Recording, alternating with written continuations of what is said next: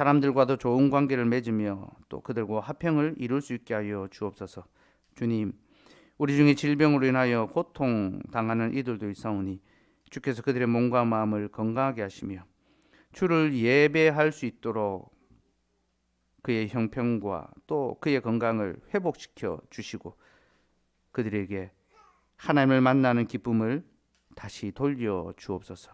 주님, 오늘도 우리에게 말씀으로 찾아와 주셔서 감사합니다. 주께서 말씀하실 때 우리가 마음과 귀를 열어 그 말씀을 듣게 하시고 성령 하나님께서 그 말씀을 잘 깨달아 알게 하시며 또 그 말씀을 통하여 어린아이로부터 어른에 이르기까지 우리 모두가 영생의 복을 함께 누릴 수 있게 하여 주옵소서. 오늘도 주께서 우리를 부르셨으니 우리 영혼 주님만 힘써 예배합니다. 전심으로 주를 찬송하며 온 맘 다해 주를 경배합니다. 주는 우리 예배를 받아 주시옵고 한없는 자비와 긍휼을 우리에게 베풀어 주옵소서. 감사드리며 예수 그리스도 이름으로 기도드리옵나이다. 아멘. 예, 하나님의 말씀 시편 131편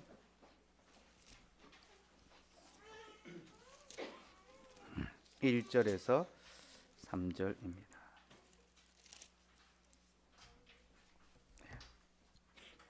하나님의 말씀을 들으십시오. 여호와여, 내 마음이 교만하지 아니하고 내 눈이 오만하지 아니하오며 내가 큰 일과 감당하지 못할 놀라운 일을 하려고 힘쓰지 아니하나이다. 실로 내가 내 영혼으로 고요하고 평온하게 하기를 젖된 아이가 그의 어머니 품에 있음 같게 하였나니 내 영혼이 젖된 아이와 같도다. 이스라엘아, 지금부터 영원까지 여호와를 바랄지어다. 아멘. 하나님, 오늘도 우리에게 하나님의 말씀을 들려주셔서 감사합니다. 주께서 친히 말씀하셨으니 이제 이 말씀 풀어 우리에게 들려 가르쳐 주시옵고 성령 하나님께서 우리에게 학자의 귀를 주셔서 학자처럼 잘 알고 전하는 자에게는 학자의 혀를 주셔서 공고한 자들에게 말씀으로 잘 위로하게 하여 주옵소서. 감사드리며 예수님 이름으로 기도드리옵나이다. 아멘. 우리 예원이가 어릴 때 엄마에게 혼이 나서 울 때가 있었습니다. 막 혼이 나가지고 막 울면 저는 그때를 기회로 삼아서 이제 예원이의 마음을 얻으려고 이제 상대의 그 위기는 저의 이제 찬스니까 이때 이제 사랑을 독차지하려고 제가 막 안아줍니다. 그럼 저한테 막 이제 와서 안겨서 막 울고 막 그렇게 하거든요. 근데 엄마가 다시 오라고 막 손뼉 치면서 여원아 이리 와 하면 냉큼 이제 저를 뿌리치고 엄마한테로 가더라고요. 제가 막 안 놓아주려고 해도 막 발버둥 치면서 엄마한테 가더라고요. 혼이 나도 엄마의 품에 다시 돌아가는 거. 이게 자녀의 어떤 본성, 하나님 주신 그 섭리의 모습인 것 같아요. 그때 제가 알았습니다. 아빠는 절대로 엄마의 품을 이길 수가 없구나. 이거는 승부가 안 되는구나. 10달 동안 하나님께서 그 뱃속에 두게 하신 것은 거저 하신 일이 아니구나. 하나님께서 엄마들에게 육아의 책임과 고충을 더 많이 겪게 하셨습니다. 엄마들에게 주어진 부담이고 또 힘든 수고죠. 그러나 하나님께서는 수고의 책임만 주신 것이 아니라 위로의 기쁨도 주셨습니다. 곧 그 자녀들이 어머니의 품에 안겨 평안을 얻게 하고 그 사랑하는 자녀와 더 깊은 이 세상에서 누구보다도 더 깊은 교감을 나눌 수 있는 특권을 엄마들에게 주셨습니다. 그러니 이 복을 우리 어머니들이 많이 누리시고 또 감사함으로 받으실 수 있으면 좋겠습니다. 시편 131편이 바로 그것을 우리에게 가르쳐 줍니다. 신자가 어머니 된 교회의 품 안에서 누리는 평안의 복이 무엇인지 131편이 우리에게 소개해 줍니다. 특별히 130편 우리가 한 2주간 살펴보았는데요. 130편은 우리의 죄에 대한 책망과 그로 인한 회개와 용서에 관한 말씀이죠. 그죠? 하나님의 말씀이 우리의 죄를 책망하였고 신자는 그 자신의 죄를 하나님 앞에서 진정으로 회개하고 하나님은 용서의 은혜를 베풀어 주셨습니다. 그리고 131편에서 이제 어머니의 품 안에서 평안을 누립니다. 하나님의 말씀으로 혼이 났지만 회개하고 돌이킬 때에 어머니가 그 품으로 아이를 안아주는 것처럼 하나님께서 신자를 붙드시고 위로해 주시고 평안을 다하여 주신다는 거죠. 그래서 저는 오늘 이 말씀으로 우리는 어머니의 품 안에서 자라갑니다 라는 제목의 설교를 하려고 합니다. 설교 내지는 첫째, 어머니는 자녀를 낳습니다. 둘째, 어머니는 자녀를 기릅니다. 셋째, 어머니는 자녀를 붙듭니다. 첫째, 어머니는 자녀를 낳습니다. 교회는 그리스도의 신부입니다. 그리스도께서는 교회를 가리켜 자신의 신부다. 자기의 생명을 아끼지 않냐고 그 신부된 교회를 내어 주었다라고 하죠. 교회는 그리스도의 신부로서 출발합니다. 근데 여러분, 모든 신부는요, 신부가 되는 것을 목적으로 하지 않습니다. 신부는 결혼식 당일날 예쁘게 단장하고 모든 사람들이 주목을 받습니다. 아름다움을 독차지하고, 모든 사람들이 그와 사진을 찍으러 갑니다. 그죠? 그날 하루를 위해 신부들이 열심히 준비하잖아요. 식단도 관리하고, 피부도 관리하고, 그 가장 좋은 컨디션과 가장 좋은 모습으로 하객들 앞에서 서려고 애를 쓰고 힘을 씁니다. 내가 주목받고 내가 예쁘게 단장하고 내가 사랑받으니까 이날 참 행복하고 좋다라고 생각할 수 있지만요, 신부가 되는 것, 그러니까 신부로서 살아가기 위하여 결혼하는 것이 목적이 아닙니다. 신부는 과정일 뿐입니다. 한 남자의 아내가 되어서 그와 함께 연합함으로 자녀를 낳고 어머니가 되는 것, 그것이 신부의 목적이죠. 결과적이죠. 그 모든 신부는 어머니가 되어가는 그 과정 속에 있습니다. 교회 역시 마찬가지입니다. 교회는 그리스도의 신부지만요, 신부로서 살아가는 것을 목적으로 하지 않습니다.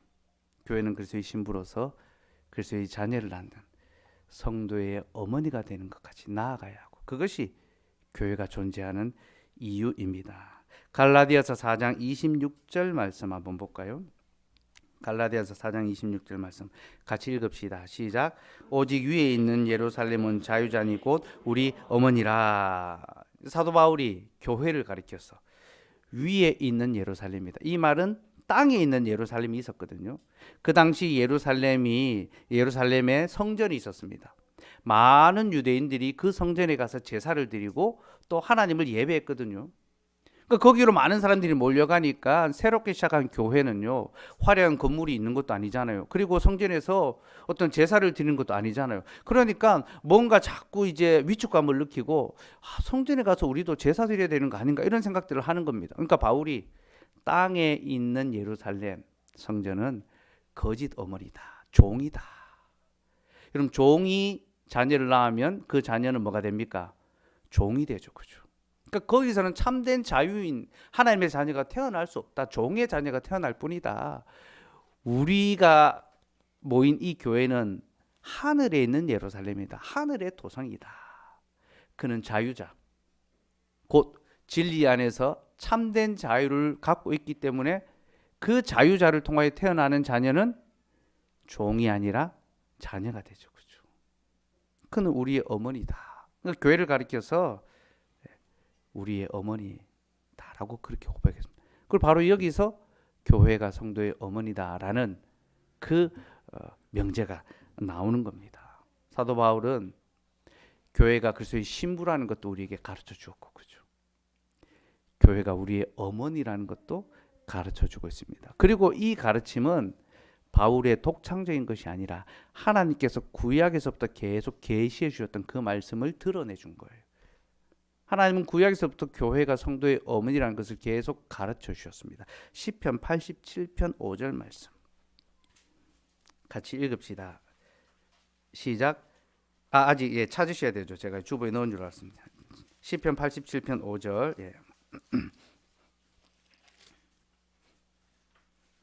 같이 읽읍시다. 시작. 시온에 대하여 말하기를 이 사람 저 사람이 거기서 났다고 말하니 지존자가 친히 시온을 세우리라 하는도다. 시온, 우리 시온이가 저기 있는데 예루살렘을 가리킵니다. 예루살렘에 대하여 말하기를 이 사람 저 사람이 거기서 났다, 태어났다는 말입니다. 곧 예루살렘이 뭡니까? 어머니라는 겁니다. 성경의 예루살렘은 여자로 그렇게 표현됩니다. 여성 명사로 쓰입니다. 하나님께서 구약의 교회를요, 성도의 어머니로 두시고 그 교회를 통하여 자신의 자녀를 낳으셨습니다. 교회는 신자의 어머니로서 하나님의 자녀를 낳는 역할을 하고 있습니다. 그러면 무엇으로 하나님의 자녀를 낳을까요? 어머니가 자녀를 낳으려면 혼자서 낳지 못하잖아요. 남편이 있어야 되고 남편과의 연합을 통해서 자녀를 낳지 않습니까? 교회도 혼자서 자녀를 낳을 수 없습니다. 신랑과 연합하고 동침해야 되죠. 근데 그 신랑이 누굽니까? 그리스도고 그리스도는 곧 말씀이죠. 그러니 교회는 말씀을 통하여 하나님의 자녀를 낳습니다. 야고보서 1장 18절 말씀. 같이 읽읍시다. 시작. 그가 그 피조물 중에 우리로 한 첫 열매가 되게 하시려고 자기의 뜻을 따라 진리의 말씀으로 우리를 낳으셨느니라. 여러분 뭐라고 합니까? 진리의 말씀으로 우리를 낳으셨느니라. 하나님께서는 진리의 말씀으로 자기의 자녀를 낳으십니다. 그래서 하나님은 교회의 말씀을 의탁하셨습니다. 자신의 말씀을 의탁하고 이 말씀을 통하여 내 자녀를 낳으라. 그래서 교회에 말씀과 교역과 직분을 주신 거예요. 하나님의 말씀을 증거하고 전파할 수 있도록 그 책임을 교회에 주신 겁니다. 사랑하는 여러분, 교회는 하나님의 말씀을 항상 전파해야 됩니다. 때를 얻든지 못 얻든지. 이거는 개인적인 적용이 아니라 교회적인 적용입니다. 지난번에 살펴보았죠. 이것이 교회에 주신, 직분자에 주신 말씀이라고. 교회는 항상 말씀을 증거할 수 있도록 힘써야 하며 또 바른 말씀을 가르쳐야 됩니다. 말세가 되면 자기의 길을 시원하게 해줄 스승, 거짓 스승을 사람들이 찾아갑니다. 그러나 교회는 사람의 마음을 얻으려는 것이 아니라 하나님의 진리의 말씀을 바르게 선포해야 하며 그 말씀이 바르게 선포되는 곳에 교회가 있습니다. 지금도 여러분 건물이 크고 많은 사람들이 모여드는 그런 교회들이 있을 수 있습니다. 숫자의 어떤 경제의 논리에 빠져서 야, 저 교회는 많은 사람이 모이니까 저 교회는 더 멋지고 더 좋구나 생각할 수 있습니다. 그러나 여러분, 땅에 있는 교회가 아니라 하늘에 있는 교회, 진리의 말씀으로 하나님의 자녀를 낳는 교회가 참된 교회고 그 교회가 진정한 성도의 어머니입니다. 우리는 교회를 볼 때에 무엇이 교회의 건강성, 무엇이 참된 어머니성을 보여주는가? 사람이 많이 모이는 것이 아니라 거기 진리의 말씀이 선포되고 있는가?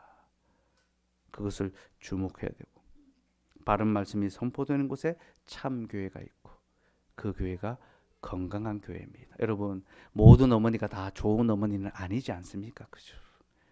간혹 나쁜 엄마도 있습니다. 우리가 뉴스의 사회면에서 깜짝 놀라는 그런 뉴스들을 보지 않습니까? 자녀를 돌보지 않냐고 도리어 죽음에 이르게 하는 그런 엄마들도 있다는 것을 우리는 보게 됩니다. 교회도 마찬가지입니다, 여러분.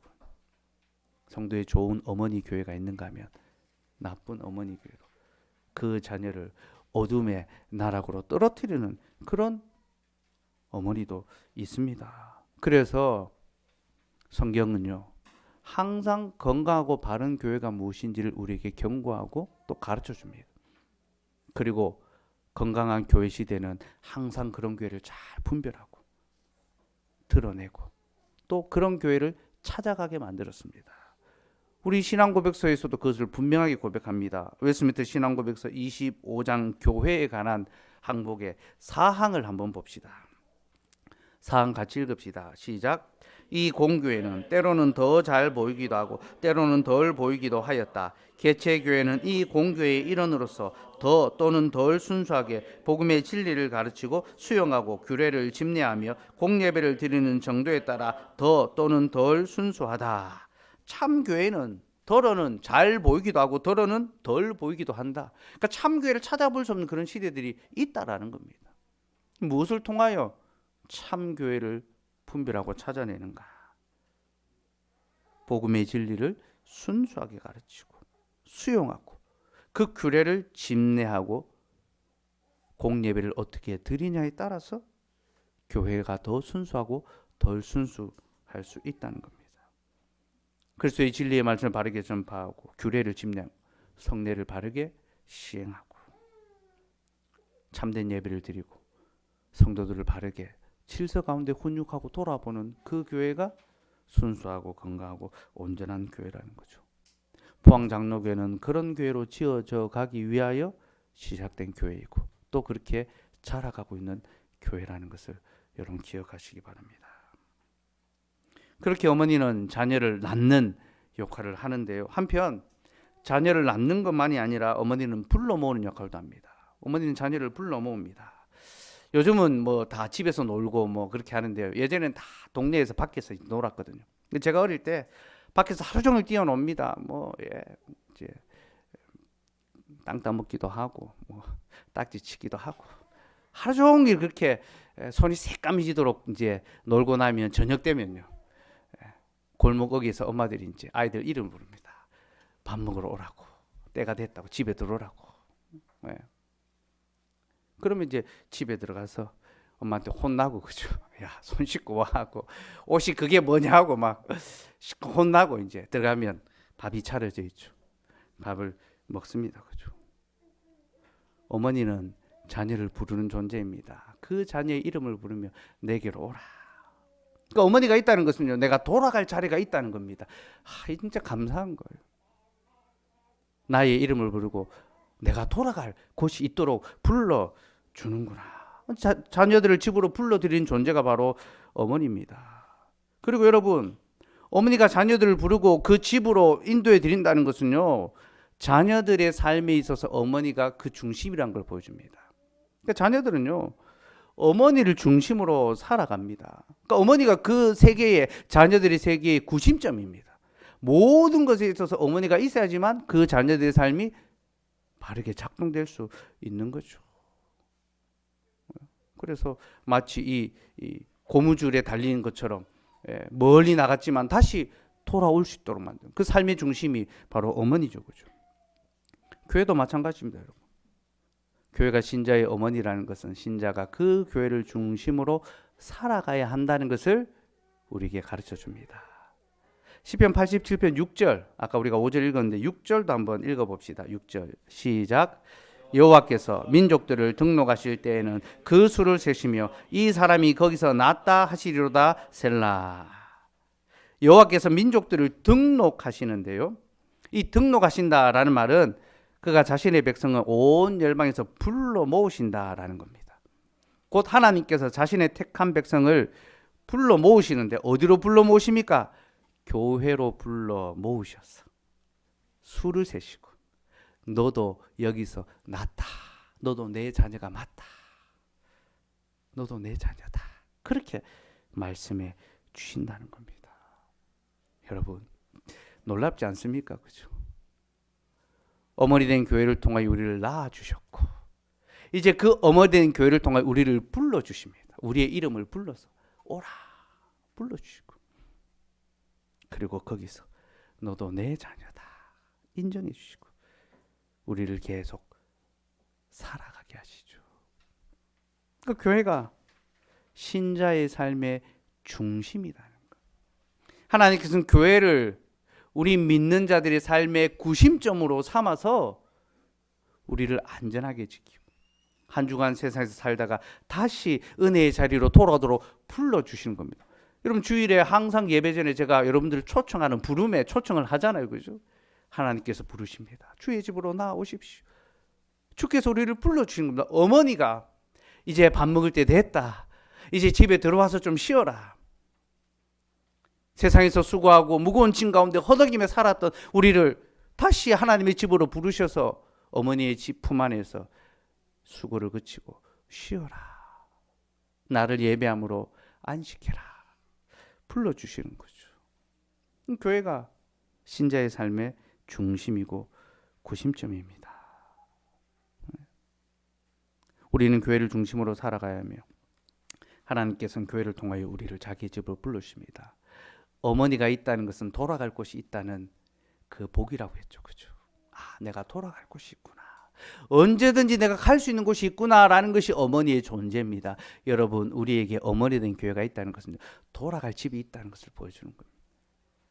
내가 돌아갈 집이 있지. 그래서 여러분, 이 교회는 다녀가는 곳이 아니라 사실은요, 세상이 다녀오는 것입니다. 예배 드리러 딱 올 때 아버지 돌아왔습니다. 집에 왔습니다. 예배 마치고 이제 갈 때 다녀오겠습니다. 학교 다녀오겠습니다. 세상 다녀오겠습니다. 그게 신자의 삶의 이 사이클입니다. 패턴입니다. 신자는 교회를 중심으로, 교회를 구심점으로 살아갑니다. 그러니 여러분, 우리가 교회 중심으로 살아간다는 것이요, 마치 우리를 희생하고 뭔가 섬기는 것처럼 그렇게 생각하는데 아닙니다. 착각입니다. 그것이 우리의 영혼을 위해서, 우리의 삶의 평안과 안전을 위해서, 우리 영혼 고요하고 평안하기 위해서 주신 하나님의 삶의 규칙입니다.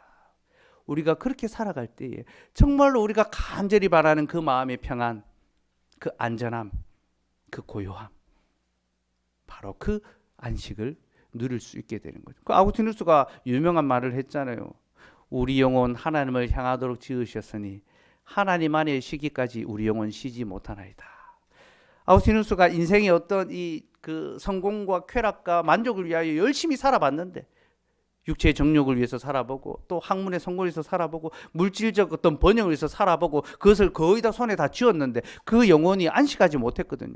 근데 하나님을 만남으로, 하나님을 예배함으로 비로소 그가 영혼의 안식을 찾았고, 그때 하나님이 내가 하나님 안에 있도록 지으셨기 때문에 하나님 안에 있기까지 내가 쉬지 못하는구나.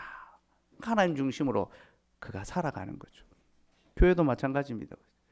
하나님의 교회를 우리의 삶의 구심점으로 세우셨기 때문에 우리가 교회를 중심으로 살아갈 때에 우리는 비로소 참된 영혼의 안식과 평안과 기쁨을 누릴 수 있게 되는 겁니다. 그리고 그 집에서 우리는 함께 기뻐하고 찬송하고 또 하나님의 은혜를 고백하게 됩니다. 그게 7절 내용입니다. 7절 같이 읽읍시다. 시작. 노래하는 자와 뛰어노는 자들이 말하기를 나의 모든 근원이 내게 있다 하리로다. 노래하는 자와 뛰어노는 자, 기쁨으로 주님을 찬송하면서 나의 모든 근원이 여기 있다. 나의 모든 시작이, 나의 모든 것이 바로 여기 있다. 이 교회와 이 예배의 자리에서 내 삶이 안전하고 영위되고 있다. 여러분, 이걸 기억하십시오. 주일에 예배의 자리까지 나오는 것이 때로는 수고스럽고, 때로는 이게 손해인 것처럼 느껴지고, 때로는 한 주 정도는 뭐 건너뛰어도 될 것 같고, 그런 마음이 들 수 있습니다.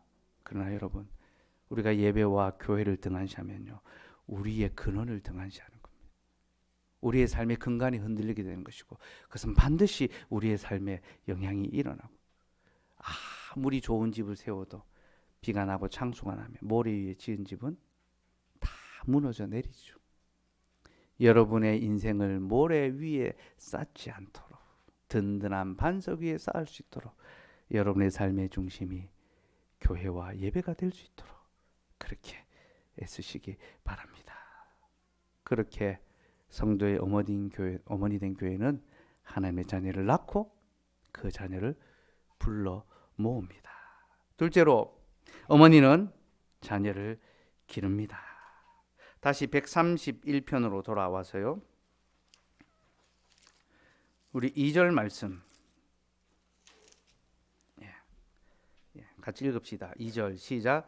실로 내가 내 영혼으로 고요하고 평온하게 하기를 젖된 아이가 그의 어머니 품에 있음 같게 하였나니 내 영혼이 젖된 아이와 같도다.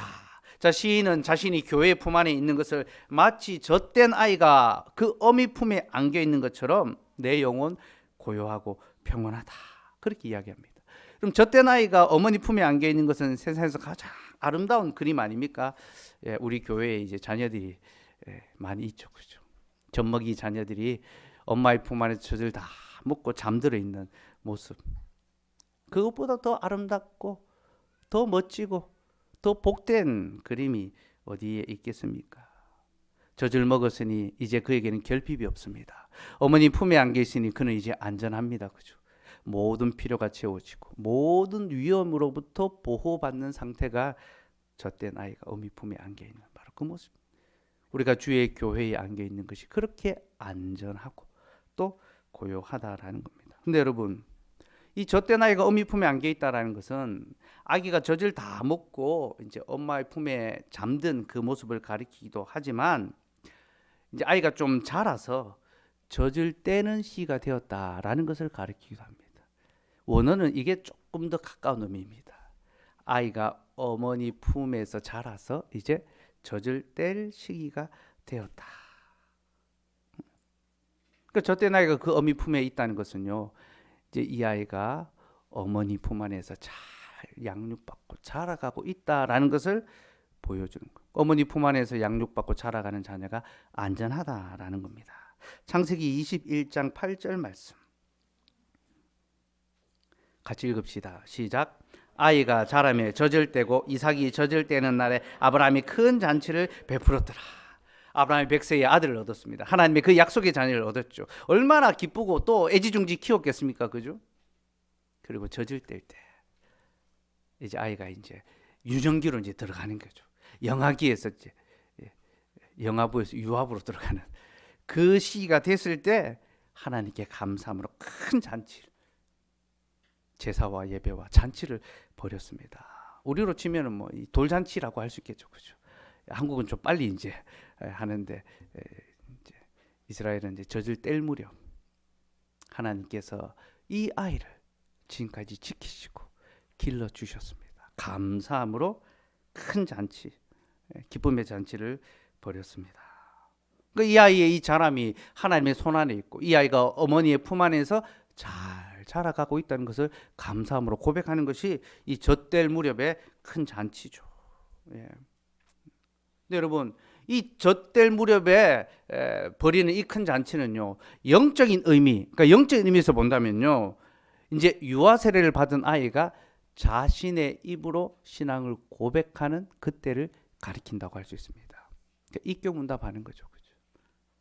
부모의 신앙을 통하여 세례를 받은 이 아이가 하나님의 언약의 자녀인 것을 고백합니다. 부모가 세례를 받았습니다. 그리고 그 부모의 품 안에서 또 교회의 품 안에서 잘 자라서 이제 자신의 입으로 입교 신앙을 고백하고 교회 회원으로 받아들여지게.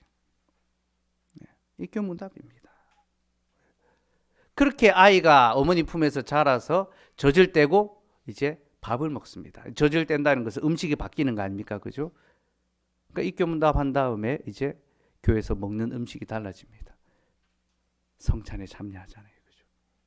그리스도의 살과 피를 함께 먹고 마시는 장성한 성도가 되는 겁니다.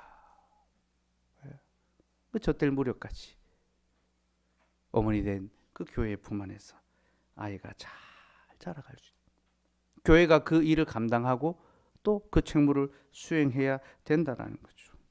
교회는 하나님의 자녀가 자신의 신앙을 스스로 고백할 수 있도록 가르치고 돌보고 길러가는 양육자가 되어야 합니다. 룻기 4장 16절 말씀 같이 읽읍시다. 시작. 나오미가 아기를 받아 품에 품고 그의 양육자가 되니.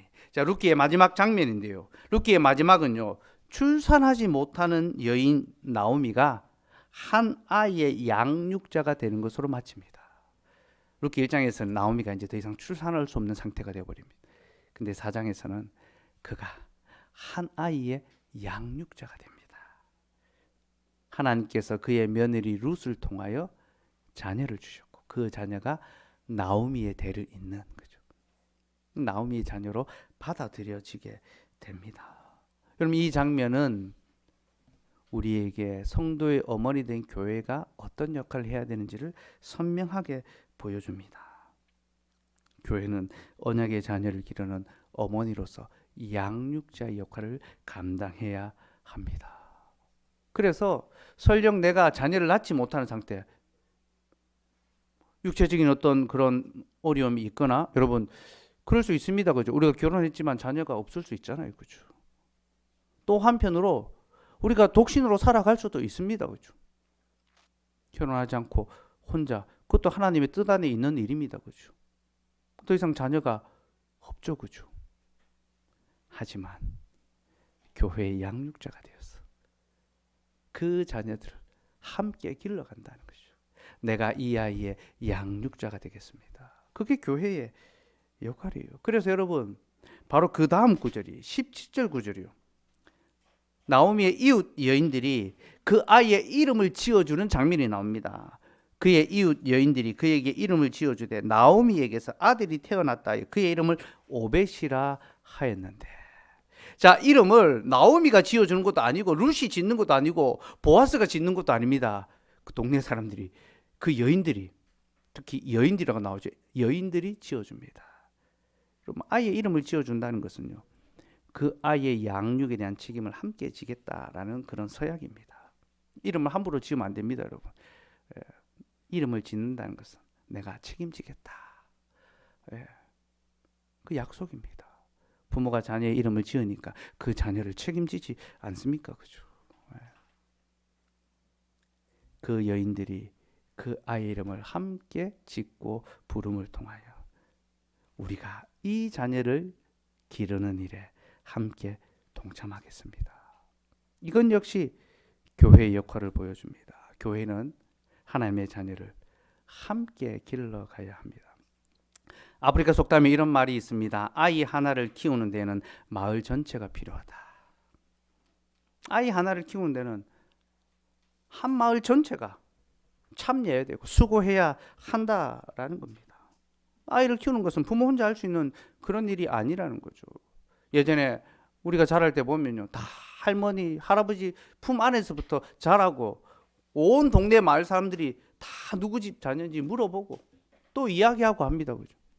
그런 어른들, 마을 전체의 사랑 속에서 한 아이가 비로소 건강하게 자라갈 수 있는 겁니다. 요즘은요, 이게 이제 개별 문화, 어떤 이 사적인 영역이 강화되다 보니까 너무 자기 자녀, 자기 아이에 대한 어떤 집착과 애착이 강해지죠. 근데 그게 과연 우리 아이들을 바르게 잘 키울 수 있는 방법인지는 생각해 봐야 됩니다. 그렇지 않습니다. 아이들이 여러 사람의 품 안에서 함께 자랄 때 그 아이가 건강하고 안전하게 자랄 수 있는 거예요. 우리 교회의 자녀들이 교회 오면요, 이제 그 아기 엄마, 이 부모들이 아침에 와서 예배 드릴 때 아이들 데려오면 예배 마치고 이제 그 아이가 어디에 있는지 모르다가 집에 갈 때 받아가고 막 그래야 됩니다. 두루두루 돌아다니면서 품에 안겨 있고, 그게 교회가 함께 자녀를 키워가는 그런 방식입니다. 교회는 내 자녀를 기르는 것이 아니라 우리의 자녀를 길러야 하는 것입니다. 이 일은 우리에게 선택의 문제가 아니라 당연한 책무입니다. 마땅히 그렇게 해가야 합니다. 우리 가까이 있는 샘터 교회에서 작년부터 기독교 학교를 시작했습니다. 그 중등 교육부터 시작을 했는데 학생들이 한 4명인가 5명 정도 이제 된다 하더라고요. 그 교회 아이들, 대구의 로뎀 장로교회 학생 1명 해서 같이 이제 교육하고 있는데요.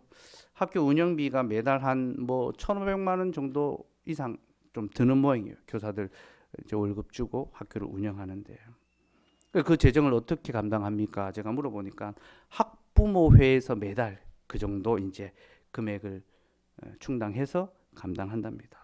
그래서 제가, 목사님, 학부모회에서 그게 다 감당이 됩니까? 가정해봐야 한 4대 가정 될 텐데 그만큼 다 감당할 수 있습니까? 제가 물어보니까 강 목사님께서, 저는 우문, 어리석은 질문을 했고 강 목사님은 현답, 지혜로운 답변을 하셨어요.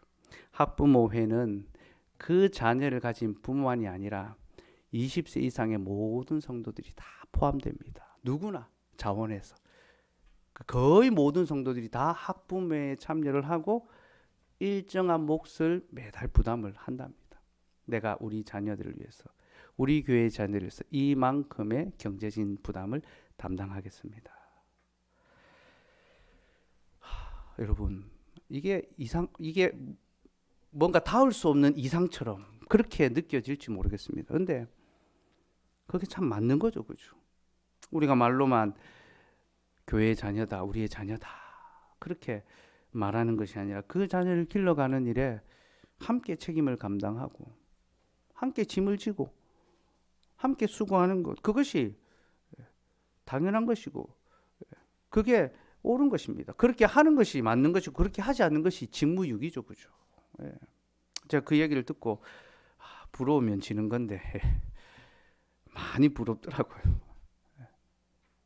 당장 뭐 학교를 하자 뭐 이런 얘기가 아니라 생각의 전환들이, 우리가 우리에게 주신 이 자녀들을 어떻게 생각하고 어떻게 길러가야 되는가, 이 책임이 누구에게 있는가, 우리 모두에게 있는 것이고 그 일에는 내가 독신이든 아직 내가 자녀가 없든 나는 해당 사항이 없고 자녀들 키운 거 보면서 힘들구나 어렵구나, 나는 최대한 늦게 낳아야지, 어떻게 하면 내가 저 어려움을, 내 시행착오를 좀 안 거칠 수 있을까, 그걸 고민하는 것이 아니라 그 수고에 함께 담당하고 짊어지고, 그 자녀들을 뭐 평일에도 시간을 내서 봐주기도 하고, 누가 집에 일이 있어서 아이를 돌아봐야 되면 좀 그렇게 할 수 있어요. 직장인들이, 독신인 직장인들이 월차 내고 내가 보겠습니다, 우리가 보겠습니다. 대학생들은 좀 불안합니까? 애들을 돌보는 것이 아니라 함께 책임지고 함께 있겠습니다. 그런 마음과 그런 수고들을 우리가 감당할 수 있어야 합니다. 아이 하나를 키우는 데는 마을 전체가 필요하다. 온 교회가 함께 그 짐을 짊어져야 하는 것 기억하시기 바랍니다. 셋째로, 어머니는 자녀를 붙듭니다. 어머니는 그 자녀를 붙들고 보호합니다. 131편에서 시인은 젖된 아기가 그 어미 품에 있는 것처럼 자기 영혼이 고요하고 평온하다라고 했는데요. 여기서 고요하다라는 말은요, 멈추다, 그만두다라는 그런 뜻입니다. 곧 평온함을 얻기 위하여 스스로 행하는 그 모든 노력을 다 그치는 상태. 자기 손으로 열심히 자기의 삶을 위하여 애쓰고 수고하고 힘썼는데 그 모든 수고를 그치고 잠잠히 있는 것, 그게 고요하다는 것입니다. 그냥 마음의 상태의 어떤 고요함이 아니라 내가 정말로 막 전전긍긍하며 막 애쓰면서 막 발을 동동 구르면서 몸부림치고 있는 그 일들을 내려놓는 것. 여러분, 이게 예배입니다. 우리가 예배 때 하나님의 어떤 초청을 받습니까? 수고하고 무거운 짐진 자들아. 여러분, 그 수고하고 무거운 짐이 뭡니까? 우리가 조금이라도 더 잘 살고 좀 더 나아지고 좀 더 평안하고 좀 더 행복해지길 원해서 스스로 그 짐을 막 굴레를 얽어매고 애쓰며 살아갑니다. 그죠? 하나님께서 이제 내려놓아라, 고요하라, 너의 모든 그 손의 수고를 내려놓고 하나님을 바라라. 하나님께서 내가 손으로 한 그것으로 내가 평온해지는 것이 아니라 하나님이 주시는 위로로 말미암아 내가 평온함을 얻는다라는. 그러니까 예배는요, 우리가 사모할 수밖에 없어요. 한 주간의 삶이 고되고 힘들고 또 분주하면요, 더욱 예배를 사모하게 됩니다. 이번 주 너무 힘들었으니까 내가 예배하러 가는 게 힘들다, 좀 내가 쉬고 싶다. 그게 아닙니다. 더 고된 한 주간을 보냈기 때문에 더욱 예배의 쉼을 사모하게 되는 거죠. 그리고 여러분, 사실은 토요일 같은 경우에는요, 이 예배의 쉼을 소망하기 위해서 좀 고요하게 지낼 필요가 있습니다. 분주하게 열심히 하던 것들을 좀 내려놓고, 우리 뭐 집 청소 이런 거 토요일 저녁 이럴 때 막 시작하고 그러면 안 됩니다. 좀 평안히 내려놓고 주의를 사모하고 기다릴 수 있어야 됩니다. 우리 학생들 토요일 밤에 과제 한다고 너무 막 분투하지 마십시오. 왠지 토요일 밤에 더 과제의 진도가 잘 나갈 것 같고 그런 어떤 생각이 듭니다. 지금 이 능률이, 효율이 더 오를 것 같고 착각입니다. 주일 예배 잘 드리는 것이 더 효율과 능률이 있게 하는 그런 방법입니다. 우리의 수고를 그치고 고요한 마음, 고요한 삶으로 하나님을 예배하기를 바라는 것, 그게 고요하다는 것이고요. 평온하다라는 것은요, 누가 와서 마음을 격동시켜도 흔들리지 않는 상태를 가리킵니다. 곧 대적이, 악인이 우리의 마음을 흔들고 격동시키지만 결코 흔들리지 않는 상태. 여러분, 우리는 세상에서 수많은 이야기를 듣고 살아갑니다. 악인들, 대적들이 우리를 조롱하기도 하고 우리를 위협하기도 합니다. 그리고 우리의 친구들이, 우리의 가까운 부모, 형제들이 우리를 유혹하기도 합니다. 너 그렇게 살면 안 된다. 너 지금 그럴 때가 아니다.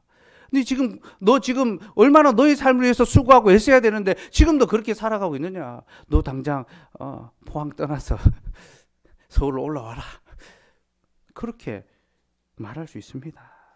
그러나 그 어떠한 말을 들어도 그 마음이 흔들리지 아니하고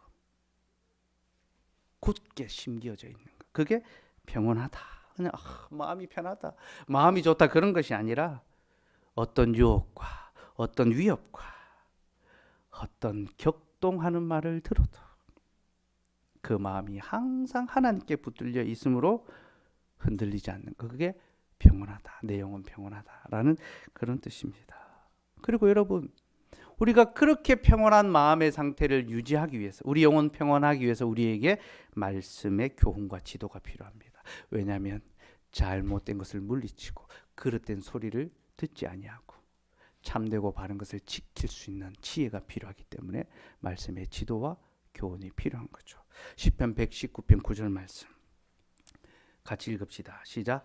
청년이 무엇으로 그의 행실을 깨끗게 하리까? 주의 말씀만 지킬 따름이다. 청년 젊음의 때에 얼마나 많이 넘어지기 쉽습니까? 범죄하기 쉽습니까? 근데 무엇으로 행실을 깨끗하게 합니까? 자기의 결심입니까? 그의 결심과 열심으로입니까? 아닙니다. 주의 말씀만 지킬 따름이다. 여러분, 우리의 결심이 우리를 지키는 것이 아니라 하나님의 말씀이 우리를 지킨다는 것을 기억하셔야 합니다. 그래서 하나님께서는 교회를 통하여 우리에게 말씀의 교훈과 훈계와 책망을 합니다. 여러분, 어머니의 역할은 항상 이해하고 받아주는 것만이 아닙니다. 어머니는 그 자녀가 잘못할 때에 바르게 하도록 책망하고 견책하고 훈육합니다. 그죠? 교회도 마찬가지입니다. 하나님께서는 성도의 잘못을 바로잡고 견책하도록 교회를 성도의 어머니로 두셨고, 이 직무를 잘 수행하는 교회가 하나님의 자녀를 잘 양육해 갈 수 있습니다. 특별히 이 지도가 확연히 드러나는 현장이 바로 성찬상입니다. 여러분, 성찬은요, 신앙의 지도를 위해서 꼭 필요합니다. 교회는 신방의 사역이 있는데 이 신방은 원래 성찬에 참여할 수 있도록 하는 것이 신방 사역입니다. 신방을 위해서 그가 얼마나 말씀 가운데 잘 살아가고 있는지 돌아보고 그를 성찬의 상으로 초대해 드리는 거죠. 여러분, 교회는 주님의 상을 차려서 하나님의 자녀를 그 식탁에 초대하는 역할도 하지만 준비되지 않은 자, 이 상에 합당하지 않은 자들이 이 상을 더럽히지 않도록 금지하고 막을 책무도 있습니다. 현저한 죄의 모습을 드러내고 믿음에 합당한 삶을 전혀 살아가지 않는 자들은 주의 상에 참여하지 못하도록 막아야 합니다. 교회는 바로 이것을 위하여 성도들의 삶을 살펴서 그들을 성찬에 참여시킵니다. 그리고 성도는 그 교회의 지도에 순복할 것을 다짐하며 성찬상에 참여합니다. 우리 교회의 성찬은 다 그것을 고백한 자에게만 허락됩니다. 식구로서 교회의 지도와 돌봄 가운데 우리가 성찬에 참여합니다라는 것을 고백하고 참여합니다. 우리 다 공적 고백을 한 다음에 성찬상에 참여를 하지 않습니까? 그 공적 고백의 마지막 서약이 뭡니까? 그게 네 번째 서약인데요. 그럼 제가 오늘 그 공적 서약문 나누어 드렸죠, 그죠? 한번 보시면요. 넷째 서약 우리 같이 읽읍시다. 시작. 그대는 하나님의 교회에 살아있는 지체로서 교회의 거룩함과 화평을 위해 힘쓰며 교회 전체의 사명을 이루는 데에 개인 생활의 목적도 있다는 것을 알고 자기의 생애를 다 들여서 주님을 섬기기로 굳게 결심하십니까? 하나님께서 은혜로 그대를 지켜주시기를 바라지만 혹시라도 교훈이나 생활에서 태만하거나 그르치는 일이 있으면 그대는 교회의 권명과 권징에 기꺼이 순종할 것을 서약하십니까? 우리가 다 이것을 서약하고 고백한 다음에 이 성찬상에 참여합니다. 그러니 이 지도를 받을 때에 감사함으로 받아야 됩니다. 특별히 교회가 성도를 말씀으로 지도하는 것은 그를 어렵게 하는 것이 아니라 그를 안전하게 위해서, 그를 온전하게 하기 위해서 그 직무를 감당하는 것입니다. 어머니의 훈계가 자녀를 잘되게 하기 위해서 그렇지 않습니다. 어머니의 훈계가 없으면 자녀는 빗나갈 수밖에 없습니다. 그래서 칼빈은요, 기독교 강요 4권에서 교회에 관해서 이런 말을 남겼습니다. 하나님께서는 교회의 품속으로 그의 자녀들을 모으셔서 유아와 어린아이 시절에 교회의 도움과 사역에 따라 양육하실 뿐만 아니라 그들이 성숙하여 신앙의 목표에 이를 때까지 어머니와 같은 보살핌으로 인도하시기를 기뻐하신다. 교회의 품속으로 그 자녀들을 불러 모으시고 유아와 어린 시절에 그들을 양육하실 뿐만 아니라 그들이 성숙하여 신앙의 목표에 이를 때까지 계속 보살피고 인도하기를 기뻐하신다. 여러분, 이 교훈이요, 성경에서 나온 것입니다. 하나님의 말씀으로부터 이 교훈이 나왔습니다. 이사야 46장 3절 4절 같이 읽읍시다. 시작. 야곱의 집이여 이스라엘 집에 남은 모든 자여 내게 들을지어다. 배에서 태어남으로부터 내게 안겼고 태에서 남으로부터 내게 업힌 너희여, 너희가 노년에 이르기까지 내가 그리하겠고 백발이 되기까지 내가 너희를 품을 것이라. 내가 지었은즉 내가 업을 것이요 내가 품고 구하여 내리라. 아멘. 여러분, 참으로 놀라운 말씀 아닙니까? 너희는 내 배에서 태어났고, 태어났으니 안기잖아요. 여러분, 갓 태어난 아기들이 항상 어머니 품에 다 안깁니다. 그죠? 그리고 그 아이가 자랄 때 없습니다. 그죠? 내게 업힌 너희여. 태어나고 안기고 업힌 이 자녀가 노년에 이를 때까지, 백발이 되기까지 내가 너희를 품을 것이다. 내가 너희를 업을 것이다. 내가 너희를 구하여 낼 것이다. 계속해서 교회를 통하여 지도하시고 돌보시고 붙드시겠다는 겁니다. 제가 설교 준비하면서 이 말씀을 잡고 너무 위로가 되더라고요. 너무 감동이 되더라고요. 우리 하나님, 우리의 어린 시절뿐만 아니라 우리의 노년과 백발 때까지 붙드시는구나. 그야말로 요람에서 무덤까지죠. 그죠? 제가 어제 낮에 언급된 성도님 가서 이제 신방하고 예배드리고 왔는데, 제가 이 말씀으로 위로했습니다. 어머니를 이 교회에서 나게 하신 하나님께서 평생을 붙드셨는데 이 노년에 백발에 이를 때까지 지키신다. 위로가 되더라고요. 소망이 되더라고요. 세상에 그 누구도 의지할 수 없는, 때로는 자녀도 의지가 되지 않는 시대가 옵니다, 여러분. 그러나 하나님께서는요, 끝까지 우리를 품으시고 우리의 어머니가 되어주신다는, 우리 아버지가 되시고 교회를 통하여 우리의 어머니 역할을 하게 하시고, 그래서 이 땅에 있는 동안 교회는 항상 있습니다. 이 땅에 하나님의 역사가 이어지는 동안 교회는 항상 있을 것이다. 그 고백으로 우리 신앙 고백서가 마치거든요. 교회가 항상 있다는 것은 그 교회가 항상 하나님의 자녀를 돌보고 붙들어 간다는 겁니다. 사랑하는 여러분, 하나님께서 교회를 통하여 우리를 계속 붙들어 주신다는 것을 기억합시다. 우리가 어릴 때부터 우리가 자라서까지, 우리가 노년에 이르서까지 이 교회 어머니 품 안에서 함께 자라가고 세워져 가기를 바랍니다. 오늘 우리 교회가 설립된 지 6년이 되는 날이죠. 6주년입니다. 하나님께서 6년 전에 우리를 이 교회로 불러주셨고 또 매주일마다 우리를 불러주셨습니다. 단 한 번도 빠지지 않고 우리를 불러주셨습니다. 또 우리가 함께 예배할 수 있도록 많은 사람을 더하여 불러주셨습니다. 하나님께서 우리 교회를 더 많은 식구들로 이 공간을 가득 채워 주셨습니다. 이 교회가 우리를 낳았고 우리를 길렀으며 우리를 붙들고 있습니다. 그리고 이것은 우리만이 아니라 우리와 우리의 자녀들까지 계속 이어져 갈 것입니다. 그러니 여러분, 좋은 어머니 포항 장로교회 품 안에서 우리 함께 영생의 복을 누리며 계속 평온하고 고요하고 화평하며 살아갔으면 좋겠습니다. 예전에 제가 우리 예원이가 지었던 가화만사성이라는 오행시를 소개해드린 적이 있습니다. 기억나신지 모르겠어요. 우리 시원이가 학교에서 가화만사성으로 오행시 지어가지고 칭찬받아가지고 막 이제 발표하고 자랑을 하니까 예원이가 옆에서 자기도 하고 싶다고 1분 만에 그 자리에서 즉석 오행시를 했어요. 그 내용이 가화만사성인데 가정이 화목하려면 만찬과 사람과 성찬을 하라. 기억나시죠? 그죠? 가정이 화목하려면 만찬과 사랑과 성찬을 하라. 하나님의 말씀 속에서 그리스도의 떡을 함께 떼고 나눌 때 거기 평온이 있고 거기 영생이 있고 거기 기쁨이 있고 거기 참된 복이 있습니다. 이제 하나님 우리에게 주신 이 복된 약속에 우리가 함께 참여하고 그 복을 맛볼 수 있기를 소망합니다. 기도하겠습니다.